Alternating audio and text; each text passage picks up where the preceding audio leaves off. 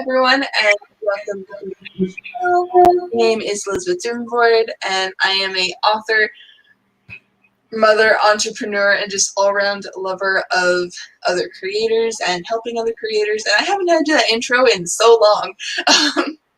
So today I have Vanessa with me. Vanessa, would you like to tell us a bit about yourself?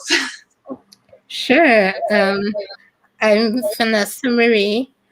I am a YA fantasy, paranormal, and horror writer. And I also do a bit of nonfiction. And I am also a indie publisher as well.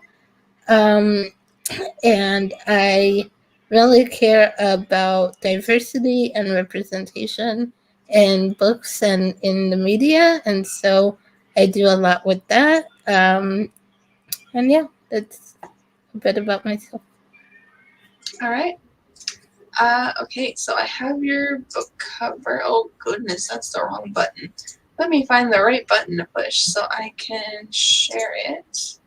I forgot to add it to a share screen window. Here we go. Share. So here's your pretty cover. Do you want to talk to us a bit about your book and maybe why? Oh, okay, I have why as the next question. So maybe tell us a bit about it to start with. Sure. So I wrote a writer's guide to creating diverse characters, disability. This is pretty much a craft book for writers on how to write disabled characters.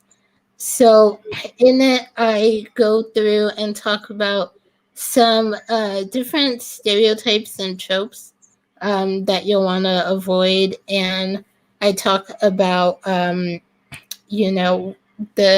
disabled community and things relating to it, such as ableism and discrimination, the education system, workforce, um, and just different things like that to kind of help writers know how to write characters with the disability. So. Okay. Why did you decide to write this book? Like, was there a moment that maybe you were reading another book and you're like, oh, this was done wrong? Or, like, kind of what inspired you to decide to write this?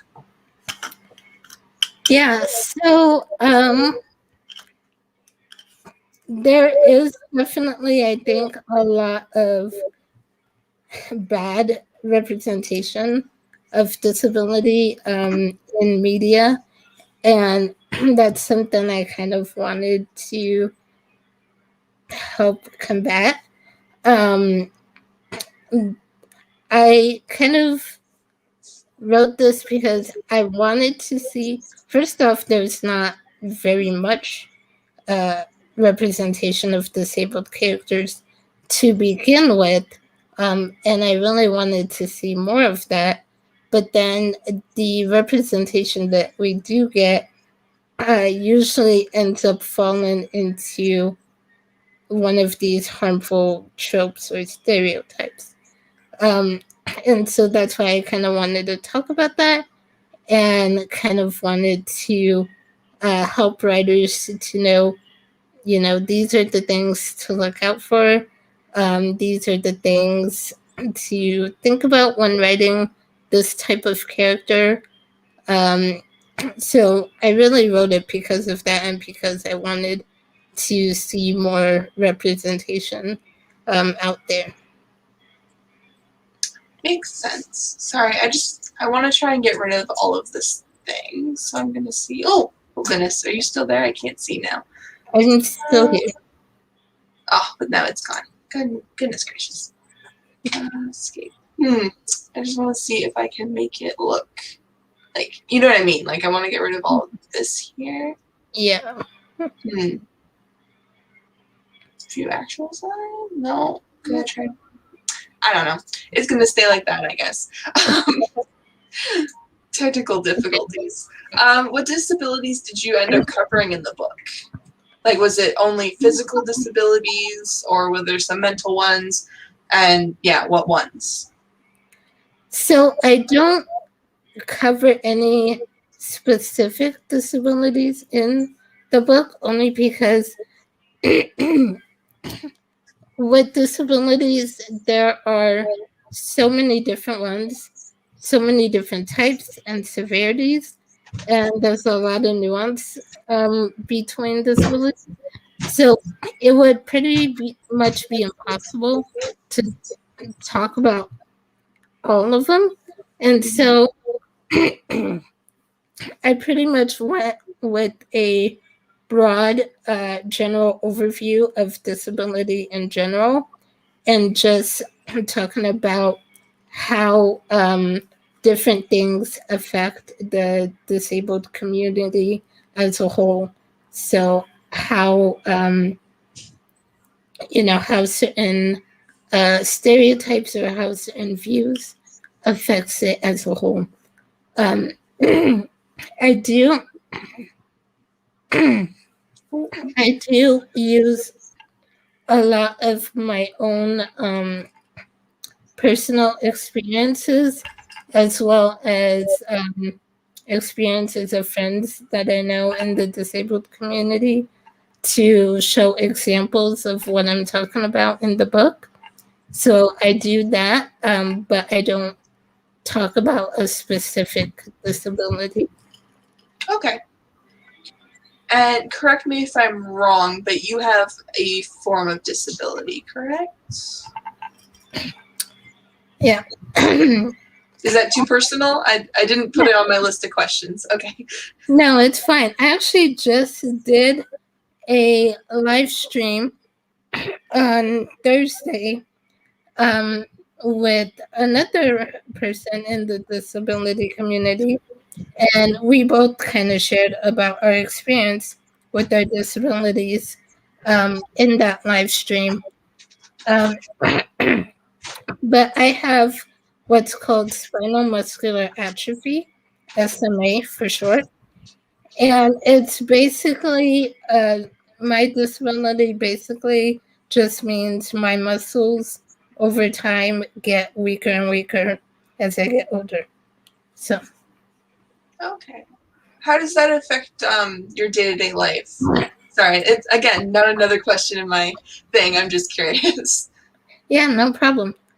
Um, so for day to day, that basically means well, for one, I use the wheelchair to get around. And then I have a caregiver that helps me in the mornings to get up out of bed, get showered, dressed, ready, all of that. Um, and then I have someone help me again as at night to change and get into bed and all of that. So I do need help with certain tasks. Usually, for the most part, during the day, once I'm up and in my chair, um, I'm usually mostly at my computer all day. So I really don't need any help for the most part during the day. Um, but getting ready, getting stuff, yeah. That I do have someone help with that. Okay. Um, Again, not another question on my actual thing, just something I thought of. So do you drive at all? Because I know that there's like special cars for people who are in wheelchairs. I don't know exactly how they work, but like, do you drive or does someone else drive you? Someone else has to drive. I don't drive. Um, there are adaptations that allow some people with disabilities, to be able to drive. Um, but unfortunately for me, because of my disability, lack um, I lack control over certain things, and so it just wouldn't be possible for me to drive. For instance, when I'm in a car, if someone whoever's driving, if they make a sharp turn or whatever, I will lose balance and fall over to the side and need to be readjusted. So that's something that's not safe if I'm driving. So Yeah. Okay. Sorry for the little detour. I was that's, curious. that's Okay, so next question is how did you do researching? I know you said you didn't include any certain disabilities, but did you talk to other people in, I guess, the community, I'm going to say, just to kind of touch base on different things to put in the book? Like, what kind of, did you do any research, or did you just write from experience and from talking to the few people, like your few friends, or like did you did you like reach out to people, I guess, is what I'm trying to say. okay. Um, for the most part, this is based on my experience and what I've talked with others in the community about, and what I've seen that's kind of common within the disabled community. I didn't specifically go out and talk to a group and be like, "Hey, I'm writing this book. Can you tell me, what should I put in it or whatever?" So I didn't do anything like that, but it's pretty much from conversations that have happened throughout the years, within the disabled community, things that I kind of see as a common factor, um, are what I included, and again, my own experiences. Makes sense. Um, is this going to be a series? Is like the writer's guide for creating diverse characters going to be a series? Yes. So that is why, the writer's guide to create a diverse character, that part is the series. And then disability, this is the first one in the series.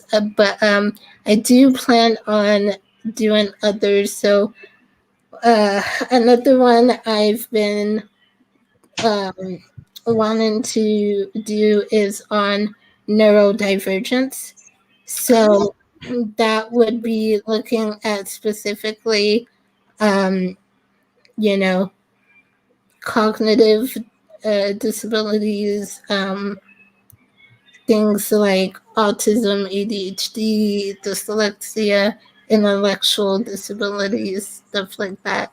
So, looking at neurodivergence is one, um, that I am thinking of doing. Another one is on LGBTQ plus issues. Um, and so I do want to. I mean, I don't know how many of these books I want to do. I do want to do as many as I can, and on different, different types of characters, different diverse characters. And for the ones in the future, I do plan on doing uh, more research for those, because those, well, some of them I could probably speak on from some experiences, but like, for example, the neurodivergent one is one I definitely plan on doing, research for.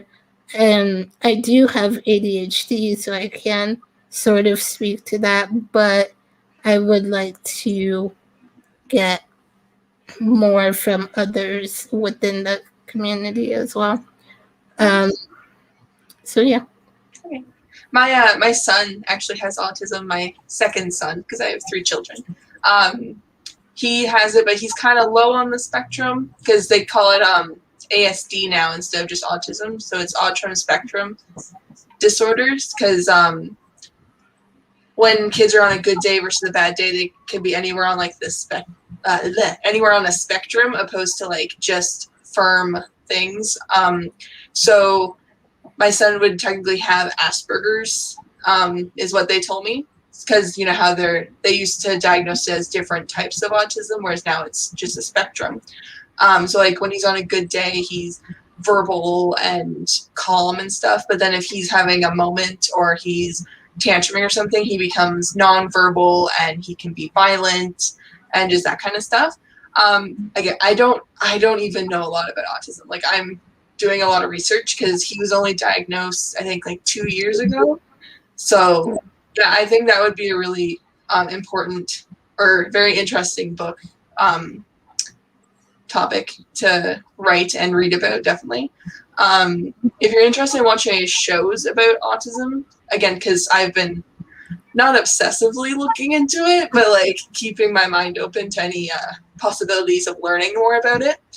On Netflix, there's a show called Atypical, and just the main character has autism, and I just find it so interesting because obviously the way it's narrated, you can hear like what goes on in his head and see how he reacts to situations. And so like in season 1, he's a teenager in high school, and the second season, I'm pretty sure he's in college. Have only watched a couple episodes of the second season, and then I think the third season he's getting his own place or something. I don't know. I'm behind with the show. I've watched the full first season and then just kind of dwindled a bit. I mean, I need to finish watching it, but it's a really good show if you want to learn, kind of like see the behaviors of a teenager with autism. I think it's really interesting just to kind of see what goes on in his head and stuff. Yeah, Atypical is on my queue on my list of shows to watch on Netflix. And my younger brother has autism as well, so he was diagnosed when he was like 4 or 5. Yeah. Yeah. Yeah, that was the same with my son. He's 6 now, so yeah, that seems about right. 2 or 3 years ago, he was diagnosed, and so the test that they take is called an ADOS test. At least here in Ontario, I don't know if it's the same test everywhere, but that's what it's called here. And both of my boys took it because they thought that my older son, who has a heart defect, might have also had it, but because he was kind of borderline with some things, they didn't feel comfortable giving him the diagnosis. So they told me that he can get reassessed in the second grade, and because he was in the second grade this past year, but because of COVID, we weren't able to get him tested. So I don't know. That's just, I guess, more information you could look into about like reassessments and stuff. And they like to assess people when they're children, because if you assess them as adults, they have to think back to when they're children. Apparently, that's just what the doctor told me. But yeah, I think that would be a really interesting topic. I should move on to the next question, which is about topics. So for this book, did you only do physical disability, or did you expand that? Or, sorry, let me change that. Did you only do it on like visible disabilities? So like people who have wheelchairs and like canes and casts and all that stuff, or did you also expand it into like the invisible disabilities, so like the mental disabilities, and like if someone has a heart defect or lung defect, like that kind of stuff? Again, not a question I have on here, but we can throw it into here because it could be a possible future topic. Yeah. So with this one, I did touch on invisible disabilities and intellectual disabilities as well. I it's not. I didn't go in depth with it, but I do use it in some examples. Okay. Cool. I'm looking forward to reading it. And everyone, the link is in the description down below if you want to go buy it. I had to look it up on Amazon. I intend on buying it after I move because I want to have like a paper copy of it. I guess that's something I should say right now too. Okay. Right now I just have the ebook. Yeah.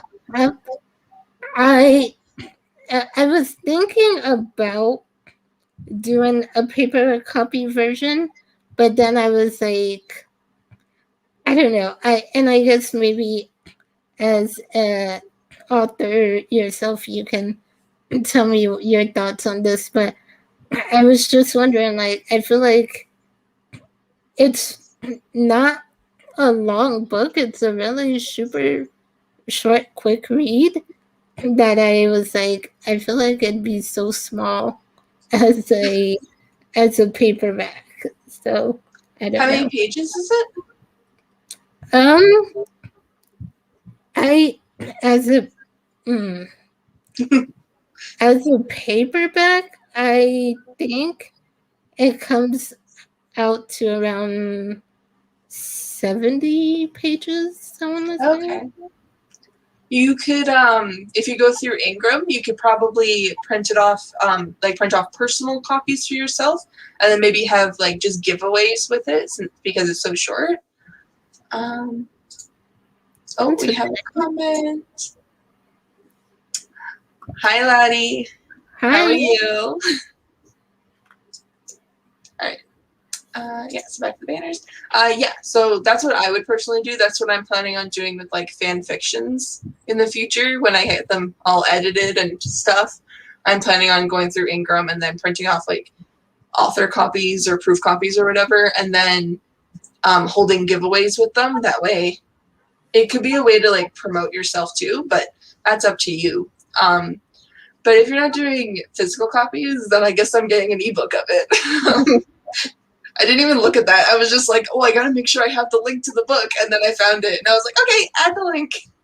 Didn't even look what format it was in. Oh, man.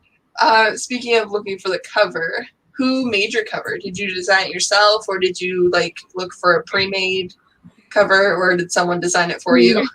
Someone did design it for me. I actually got really lucky.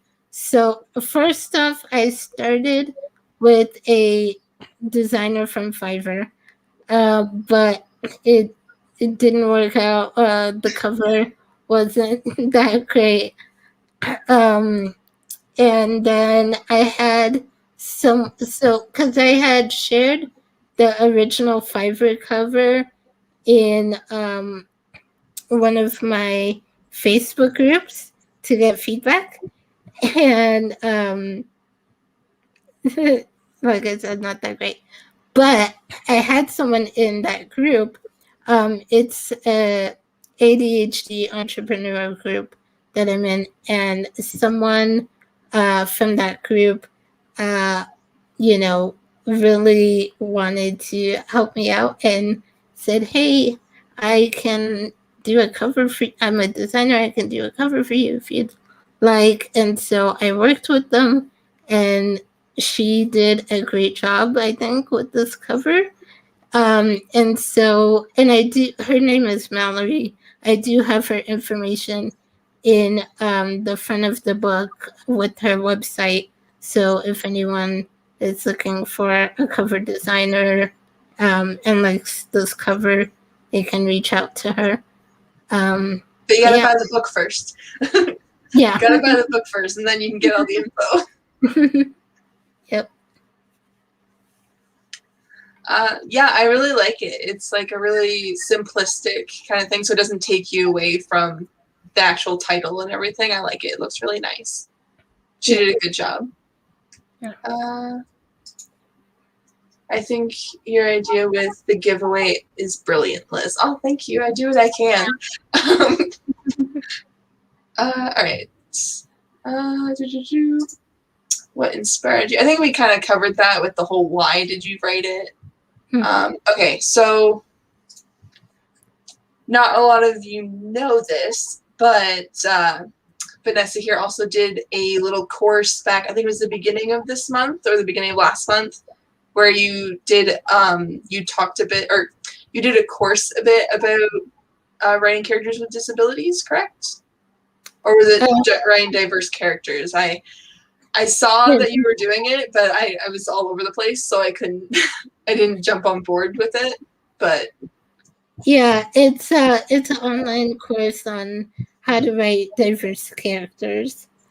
And so that one is more broad because it goes into different types of characters.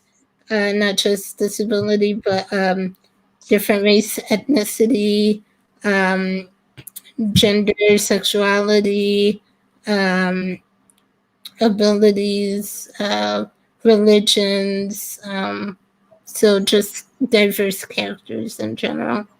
Okay, so were pretty much all the things that you covered in your course book topics that you would want to do in the future for this series? Yeah. Yeah. Yeah. Yeah. Mm-hmm. Okay. I think that's like a future question. I just didn't want to forget it. What were some challenges you had when organizing the course, and did you have help organizing everything? I wish I did. I did not have help. Pretty much did it all on my own.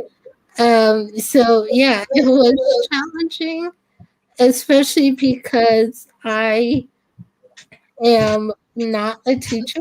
So I've never had to create an entire lesson plan before.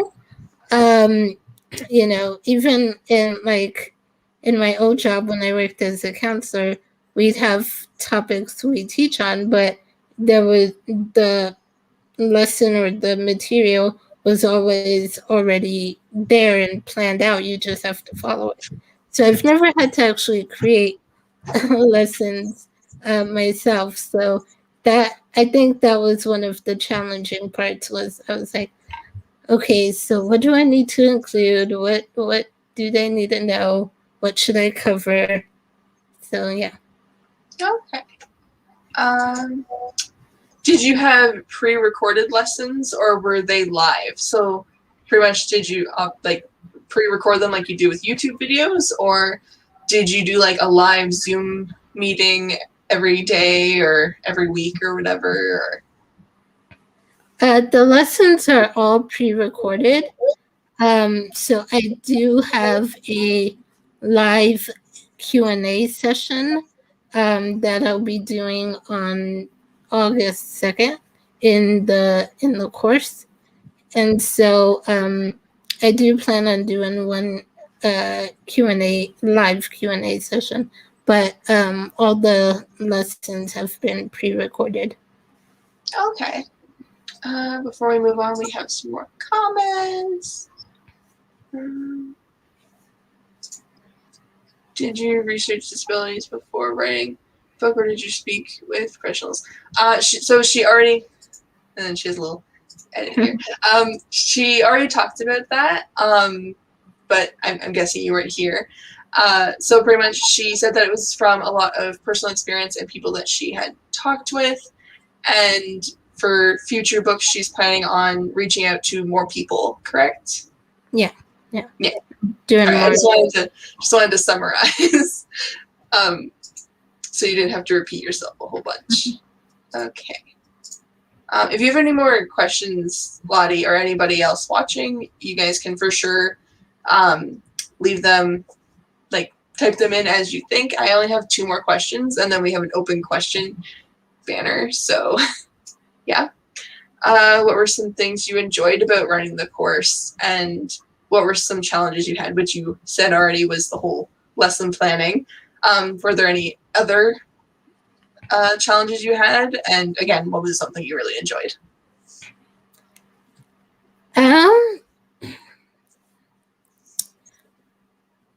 Well, as I will say, as challenging as it was to create the lessons, I did enjoy them too. I did have fun looking into some of the topics and um, creating the lessons on them. And then I also, I haven't had too many comments or feedback on the lessons or the course yet, but I've had a couple and I do enjoy getting those comments, especially when it's something like, I never thought about this, and, it helped me to look at something in a different way or different perspective. So I do like that. And then uh, other challenges, I I'd probably say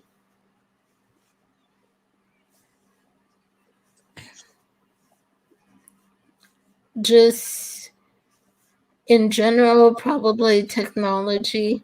Mm, Because yep. sometimes technology, as you know, sometimes suck and doesn't always cooperate. And I'm like, I was trying because I want to make my courses, I always want to make them as accessible as possible. So, when I was trying to do the uh, um, captions for the video lessons, for most of the video lessons, I was able to get the captions no problem, using this app online. But then some of them I ran into problems and couldn't figure out how to fix, and I'm just like, why? So technology issues. Yeah, I definitely understand technical issues.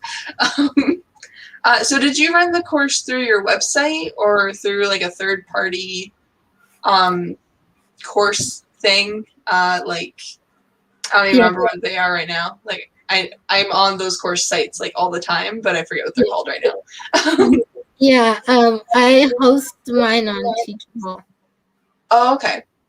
Yeah. And the last question, unless I think of more randomly. Um, would you be open to opening your course again in the future? Yes, definitely. This round was just well, because this was my first time ever doing an online course. This was just the beta round. Um, so that's why it was only open for a limited amount of time for students to enroll. And then, once students get through the course and after the Q&A session, I plan on sending out uh, a course survey to get feedback and input on what was good, what they liked, what could be improved and stuff. And then based on that, probably make some changes and then hopefully launch the course again in the fall, hopefully. Um, Okay. and then at that time, it'll just be open for pretty much forever, I guess. I don't know. Yeah. I don't plan on closing it really again after that time. Um, so yeah, hopefully I want to try to launch it widely in the fall. Okay. Are you gonna add more lessons, do you think, to it after, like when you reopen it or in the future or anything? Um, I might in the future. I don't know that I will right now at this point. I guess it depends on what feedback I get from the survey and if there's something that a lot of students think are it's missing or should be included, then I'll probably add that. But otherwise, I don't think I'll have any major changes. Maybe in the future, though. Yeah. As, I'm sure I will. As I learn more, I'll want to update and add more. I'm not telling you what to do at all, but something I just thought of is you could have like seasons of episodes, or not episodes, but like lessons. So you just finished your first season, like as in a TV show, your first season of them, and then as you learn more, you can release like a second season of lessons, and then yeah, just kind of like go from there. That way, like people know what they've already watched and stuff. I haven't seen what your organization looks like. I'm sure it's spectacular on with your lessons. Um, that just something that I thought of that you could possibly do. And then something else is, have you thought about having like guests guests, I Yeah. can't talk, Yeah. guests Mm, speak for in your lessons? Like maybe not like a specialist or anything, but maybe like someone with a certain disability, like, or someone who is on the in the rainbow party, the LGBTQ plus party mhm. group community. Um, maybe like talk about like their experiences or something. I don't know. I don't know how your formatting is for your lessons, although I intend on taking them in the future. Um, again, Yeah. I'm so far behind. Moving has been hectic. Um, have you thought about like having kind of guest speakers, either live or pre-recorded, and like sharing that with the uh, community of people who are taking your course? That is a very long way of asking that question. No, that's fine. Yes, I have. I do want to have guest teachers and guest lessons and stuff.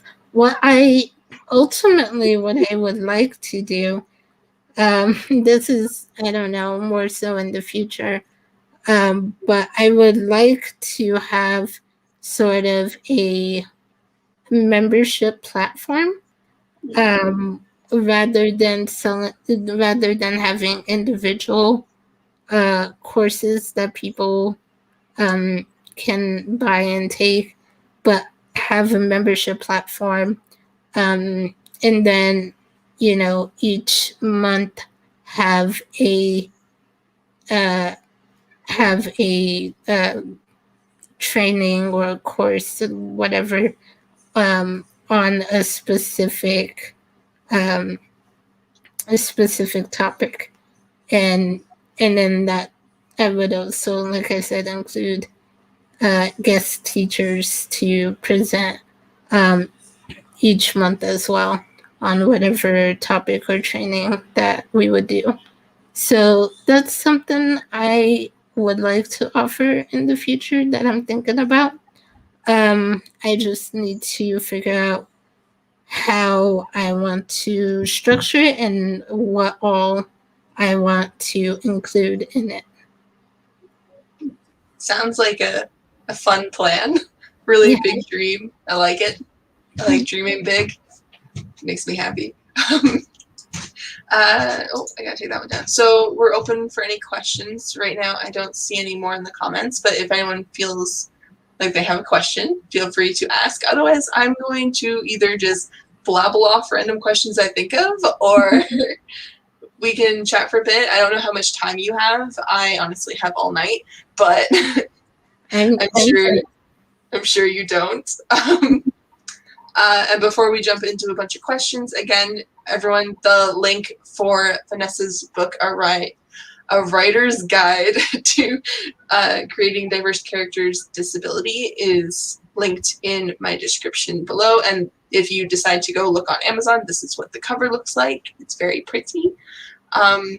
If you're here at the end of my list of questions, oh my goodness, people are so loud going up the stairs.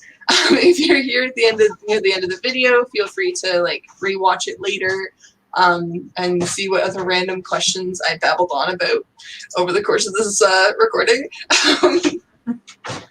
But yeah, oh my goodness, I told people I'd be doing a live stream, and they're just thumping up and down the stairs. Oh my gosh, the disrespect.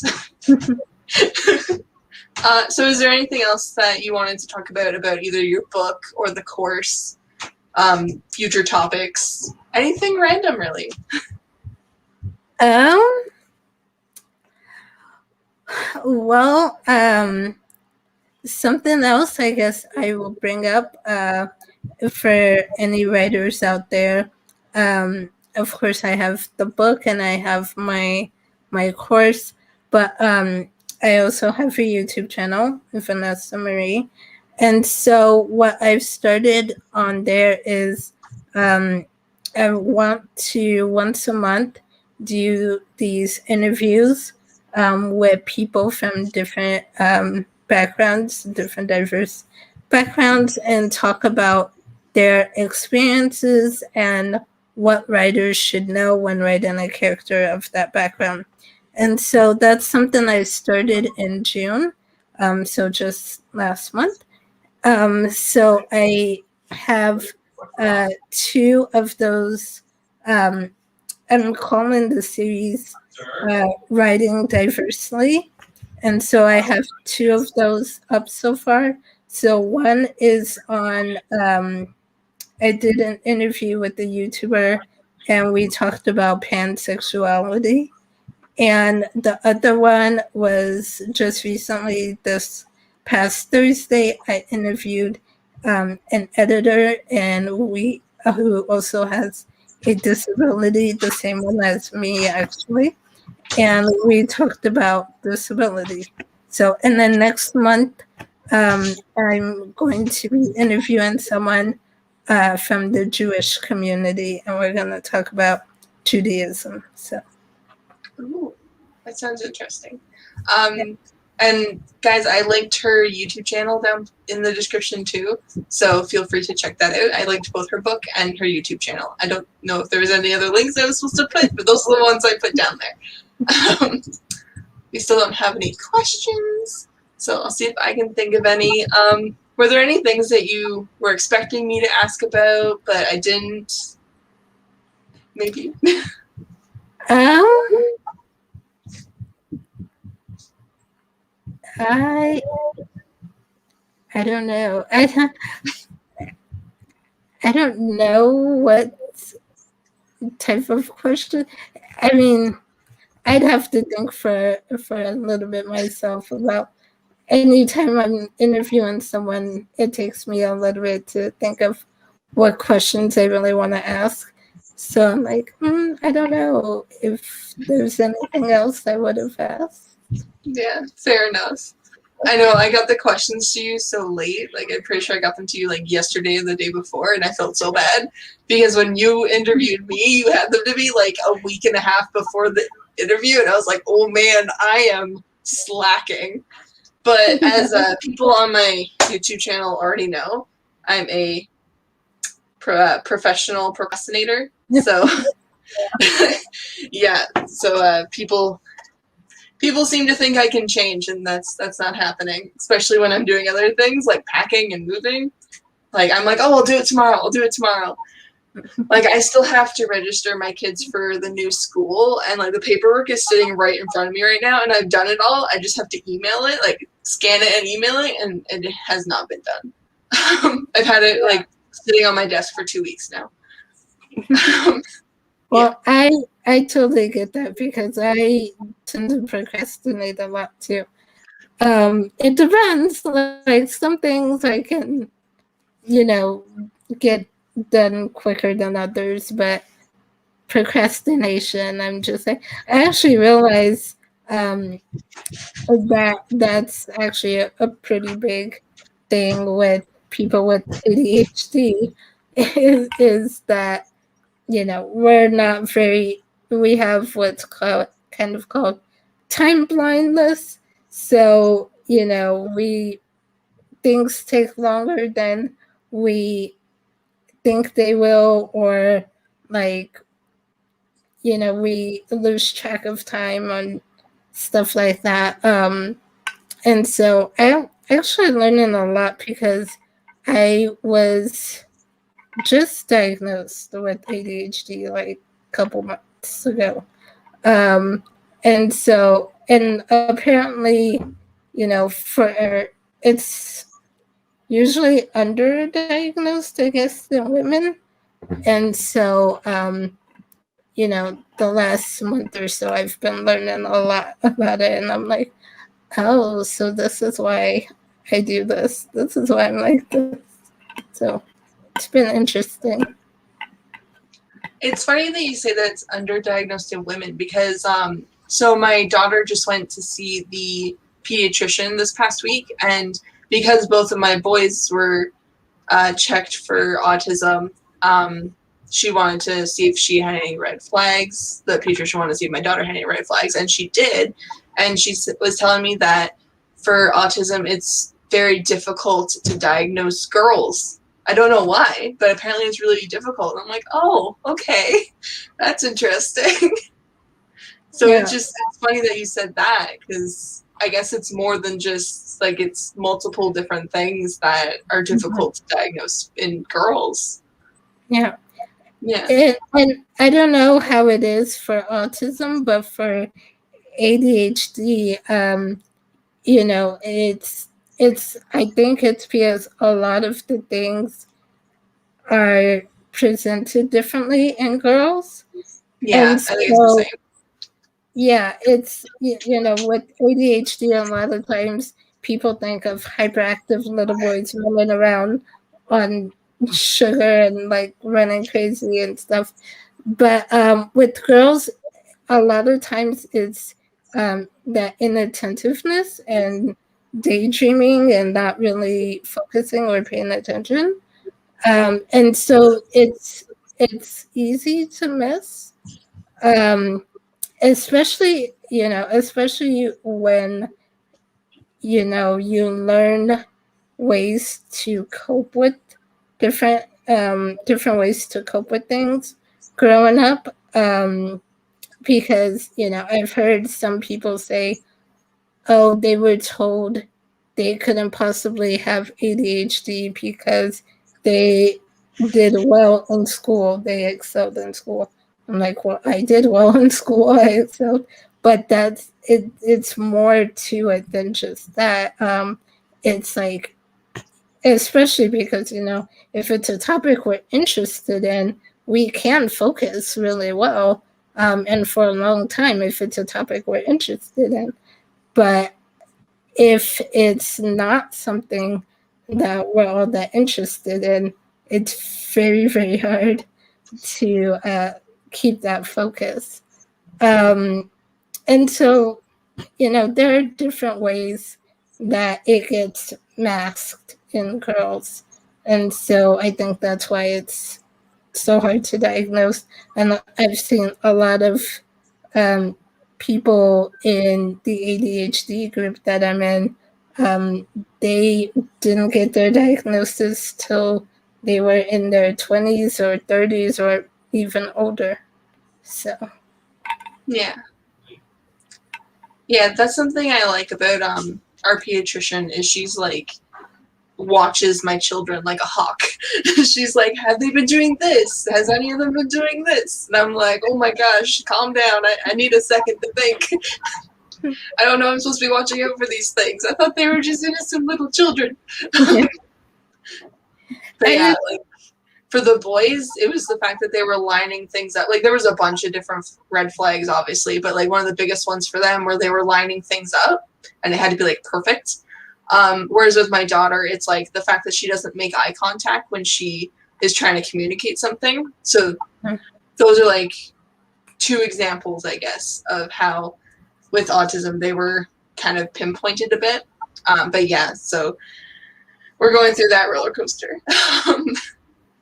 Yeah, yeah. It's I don't want to be like that person, but I think that part of the issue too is that for women we're seen differently than men at some points, and for a lot of men, not all men, but a lot of men that I personally know in my life, have that mentality of women be crazy kind of thing. Yeah, so when women are showing signs of something, they're just like, it's fine. And so then that's projected onto the girls, and then they're like, oh, I'm fine, kind of thing. So then they don't ask questions about it and stuff, which if you're concerned about something, anything, always ask questions. Yeah. Yeah. Yeah. I do think, yeah, it goes back to a lot of it is how how we're taught to see boys and girls and in socially and stuff. And so, I think that is why it gets missed. A lot of stuff I think gets missed with girls. And we're just saying boys and girls as like a broad term. We're not saying there's only two genders. I just want to say that because Right. there'll be that one person. um, but like I have a really small community, so I don't think anyone's gonna like bully us about it. But we're just saying as like broad terms here, broad terms. Mm-hmm. Yeah. But yeah, just how they diagnose too is very interesting. Just like watching all the steps and everything, as like from the mom perspective, just watching like the steps they take and like the things they have to look at and all the people that get involved and everything. It's really interesting, I find. Yeah. Yeah. Yeah. That's a very vague statement, but it's the truth. Okay, so it doesn't look like we have any other questions, and we just passed the 50-minute mark, so I guess we're done. All right, so thank you all for joining us, and thank you for Vanessa for joining me and answering all of my random questions and letting me go off on my tangents. Don't forget to buy her book. It's apparently very short, so it'll be a fast read and very informational. And follow her here on YouTube. I'm sure that she'll announce when her course is opening up again, and you guys can check that out. And yeah, do you have any parting words, my dear? No, just thank you for having me on here and for letting me talk and share about my book and my course and everything going on. So. No problem. All right, so again, just a recap of my last live stream that apparently nobody watched. I am packing and on a slight hiatus. I'm posting like shorts pretty much only and this live stream until September. So yeah. Thank you again for Vanessa for joining me. Thank you, Lottie, for being the most popular commenter on this live stream. And I will see you guys in the next video. Bye!